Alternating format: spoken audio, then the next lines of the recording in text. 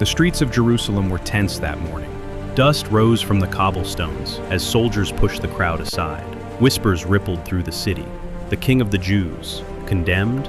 On the hill called Golgotha, a wooden cross stood waiting, and above it, nailed to the wood, a sign, INRI, Jesus Nazarenus, Rex Judeorum, Jesus of Nazareth, King of the Jews. The religious leaders seethed. They had begged Pilate to change the words. "Don't call him king," they demanded. But Pilate, unmoved, shrugged. "What I have written, I have written."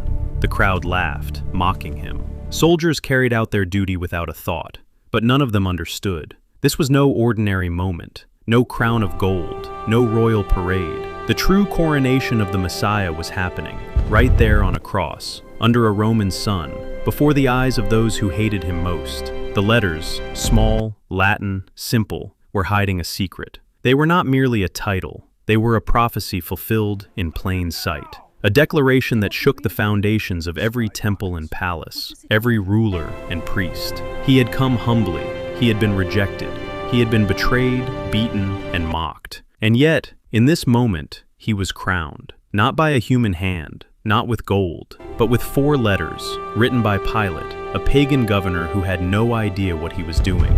And it was perfect, because the throne of heaven does not rely on pomp. It does not need the approval of men. It requires only truth and the courage of the unseen plan. Even as the sun blazed down, shadows stretched across the hill. The mocking cries faded, leaving a silence heavy with something impossible to name. Those 4 letters, INRI, became eternal. A king crowned in humility, a king whose rule could never be shaken, a king whose authority was invisible to the world, but undeniable to those who looked closely enough.